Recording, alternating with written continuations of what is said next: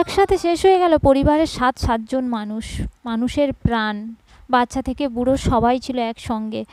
এই মর্মান্তিক দৃশ্য যতবারই দেখি না কেন গা শিউরে উঠছে। সবাই চায় পরিবারকে সময় দেওয়ার জন্য আর নিজেদের মানসিক চিন্তা দূর করার জন্য একটু ঘুরতে যাওয়া, কিন্তু বর্ষার দিনে যে পাহাড়ি জায়গা এতটা ভয়ঙ্কর হতে পারে সেটা এই ভিডিওটা পুরোটা না দেখলে কেউ বুঝতেই পারবে না। সবাই চাইছে ওদেরকে বাঁচাতে, কিন্তু সবশেষ কী হলো পুরো ভিডিওটা দেখার অনুরোধ রইল।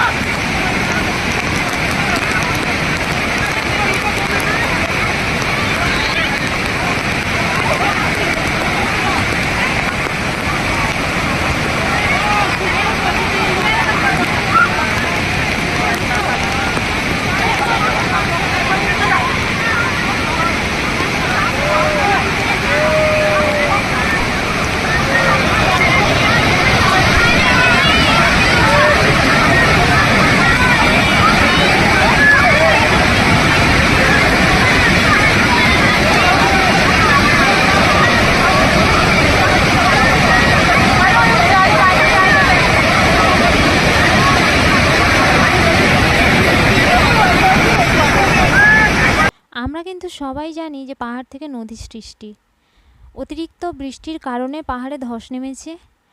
সুতরাং এদের থেকে দেখে শেখা উচিত যে পাহাড়ে বর্ষার দিনে না ঘুরতে, যতটা না যাওয়া যায় ততটাই ভালো। যদি বলো সবার ক্ষেত্রে কি এটা হয়ে থাকে, হয় না, ঠিক কথা, কার কপালে কি আছে সেটা তো কেউ জানে না। আর সাবধানের মার নেই।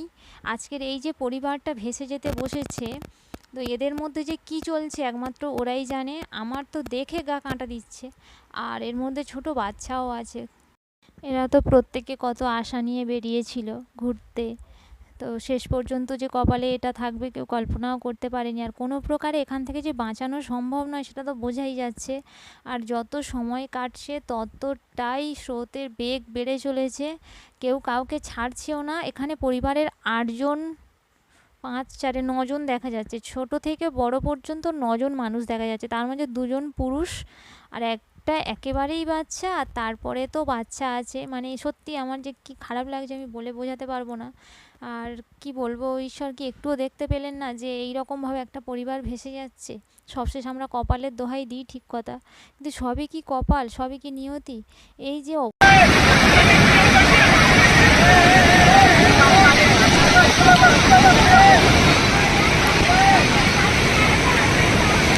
कोई भी बहुत तकलीफ होगी।